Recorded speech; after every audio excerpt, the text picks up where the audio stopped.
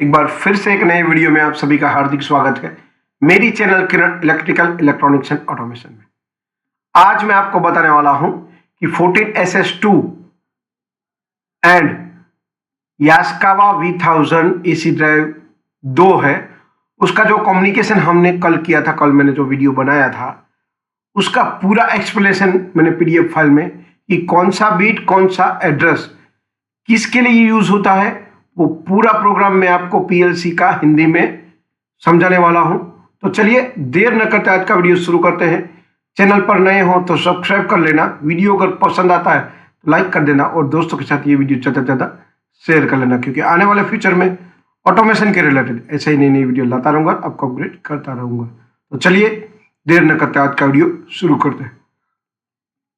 14SS2 plus Yaskawa V1000 AC drive RS485 communication का हर एक address और इंस्ट्रक्शन कैसे काम करता है वो आसान हिंदी भाषा में स्टेप बाय स्टेप आपको समझाऊंगा। ठीक है, पहला M1012 PLC इंटरलॉकिंग इंस्ट्रक्शन है। ठीक है, M1012 का इंटरनल प्लस रिले है जो ऑन ऑफ कंटिन्यू होता रहता है। ये 100 मिलीसेकंड का है, यानी कि 10 मिलीसेकंड PLC सेटिंग पर डिपेंड है, ऑन ऑफ रहता है। ठीक है, प्रोग्राम को बार बार रन करने के लिए काउंटर के लिए यूज होता है। दूसरा स्टेप है मूव H87D1112। ठीक है, तो वो क्या काम करता है, एड्रेसिंग है उसका, जो मतलब बॉड रेट कितनी है, डेटा बिट कितना है। देखिए H18 का मतलब मूव का एक इंस्ट्रक्शन है, H87 हेक्साडेसिमल वैल्यू है। ठीक है, D1112 स्पेशल कम्युनिकेशन रजिस्टर है।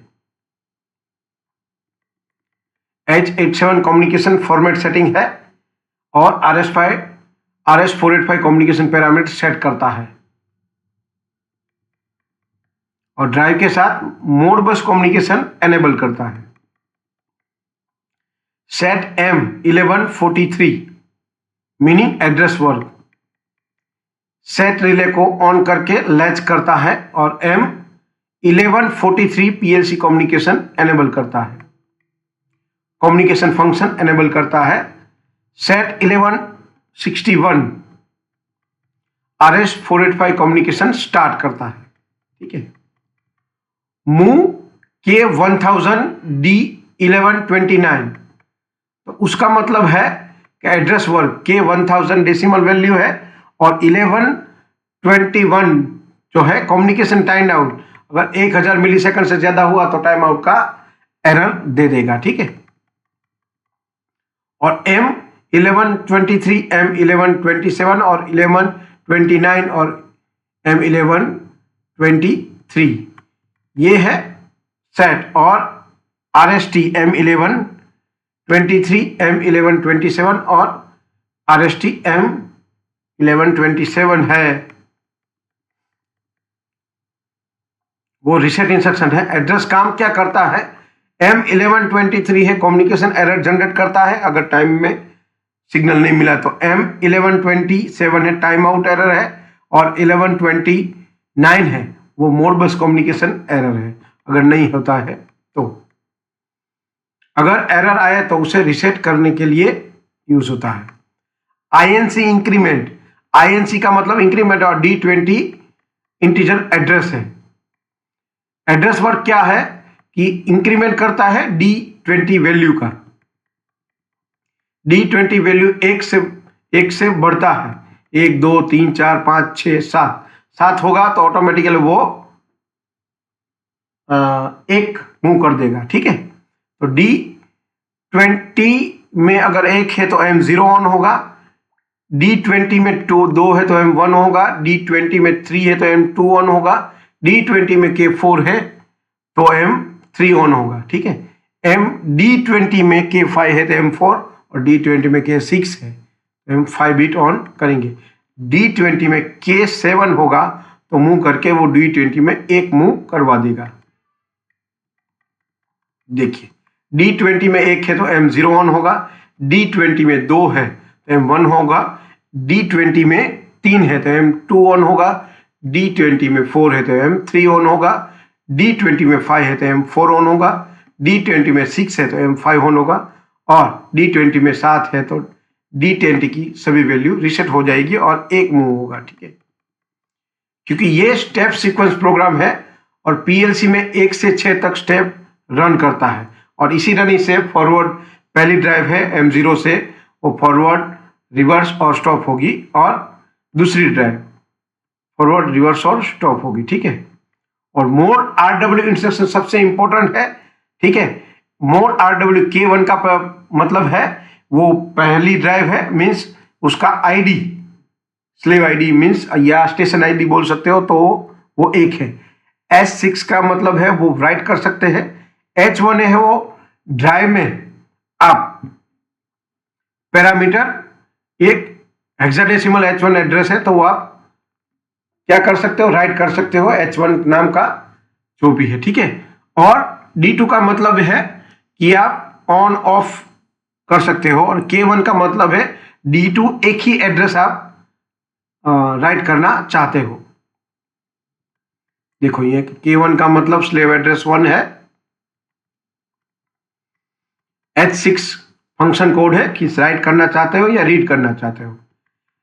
H1 रजिस्टर्ड एड्रेस है जहां पे आप ऑन ऑफ या फ्रीक्वेंसी राइट कर सकते हो। D2 पीएलसी डेटा रजिस्टर है जिसमें आप पीएलसी में ऑन ऑफ या फ्रीक्वेंसी राइट कर सकते हो। K1 का मतलब है कि एक ही रजिस्टर D2 का आप यूज कर सकते हो। K2 लिखो तो D2 एंड D3 आप यूज कर सकते हो। ठीक है, मोड बस पैरामीटर डिटेल है। K1 का मतलब ड्राइव 1 है। ठीक है, H6 राइट कमांड है। H1 फ्रीक्वेंसी रजिस्टर है जिसमें आप फ्रीक्वेंसी डाल सकते हो। ठीक है, और D2 का मतलब फ्रीक्वेंसी वैल्यू इसमें आपको डालनी है। K1 का मतलब D2 एक ही रजिस्टर होता है। ठीक है, काम पीएलसी में से ड्राइव को फ्रीक्वेंसी कमांड भेजता है ये इंस्ट्रक्शन। ठीक है, ड्राइव 1 M0। ठीक है, K1 का मतलब पहली ड्राइव है, H6 का मतलब आप राइट करना चाहते हो, H1 का मतलब है वो आप H1 एक ही एड्रेस है जिसमें आप फ्रीक्वेंसी राइट कर सकते हो और D2 ठीक है एक एड्रेस है और K1 का मतलब एक है D2। ठीक है, एड्रेस M0 स्टेप 1 M1 1122 है वो कम्युनिकेशन रिक्वेस्ट भेजता है और मोड बस कमांड भेजता है। ड्राइव 1 को फ्रीक्वेंसी सेंड करता है। ठीक है, फ्रीक्वेंसी सेटिंग कि M10 अगर ऑन होगा तो K1 में K1 D2 में चला जाएगा तो मोटर फॉरवर्ड रन होगी। M11 रन होगा तो K2 D2 में चला जाएगा तो आपकी ड्राइव रिवर्स रन होगी और M12 मूव करेगा K0 तो आपकी जो है वो ड्राइव स्टॉप हो जाएगी। ठीक है,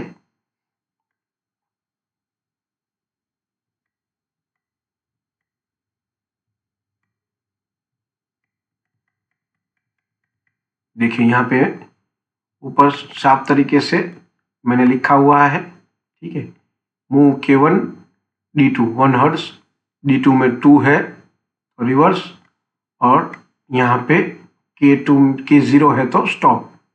ठीक है, ड्राइव 2 कम्युनिकेशन में यहाँ पे मैं आपको M3 सेट होगा। ठीक है,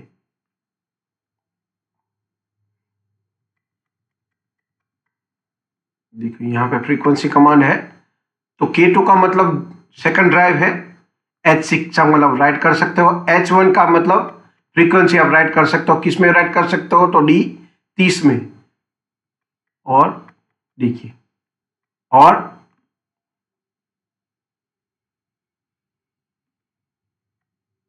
ड्राइव 2 को फ्रीक्वेंसी कमांड भेजता है।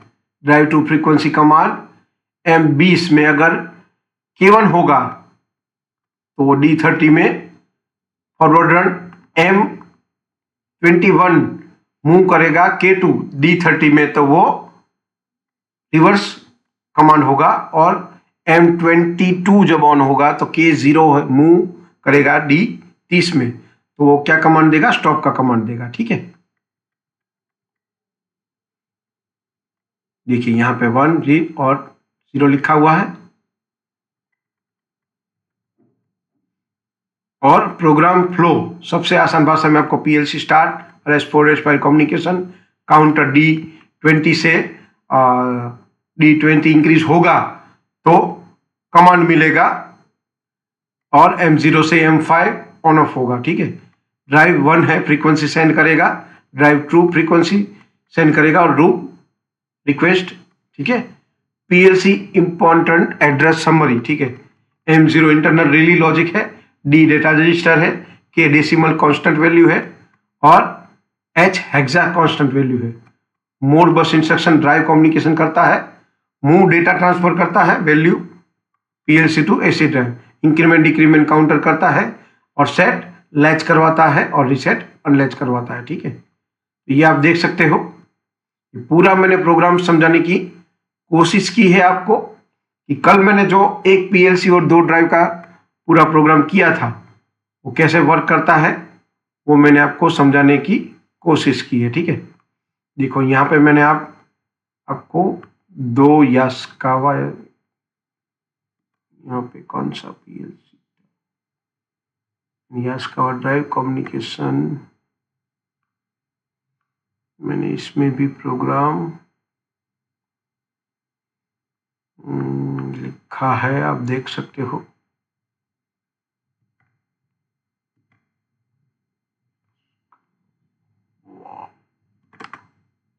एक ही ड्राइव का है।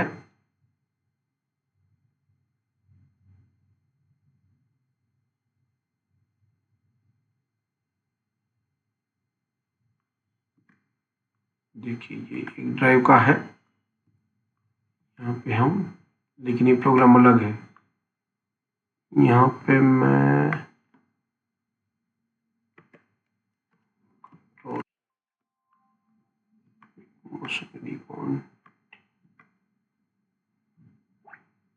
यहाँ पे प्रोग्राम यहाँ पे लिखा नहीं है, फिर भी मैं एक बार यहाँ पे प्रोग्राम कल का पड़ा होगा तो मैं आपको बताता हूँ। नहीं ये अलग है। ठीक है, तो ये मैंने यहाँ पे मिल नहीं रहा प्रोग्राम, मैं यहाँ पे आपको दिखा देता हूँ पूरा। तो आशा रखता हूँ दोस्तों कि एक PLC 14SS2 और 2 यास्कावा V1000 एसी ड्राइव का प्रोग्राम मैंने पूरा समझाने की कोशिश की है। अगर वीडियो पसंद आ रहा है तो वीडियो को एक लाइक करना ना भूले और चैनल पर नए हो तो सब्सक्राइब कर ले और ये वीडियो दोस्तों के साथ ज़्यादा शेयर कर ले, क्योंकि आने वाले फ्यूचर में ऑटोमेशन के रिलेटेड ऐसे ही नई नई वीडियो लाता रहूँगा और आपको अपग्रेड करता रहूँगा। तो आज के लिए बस इतना ही। जय हिंद, वंदे मातरम दोस्तों।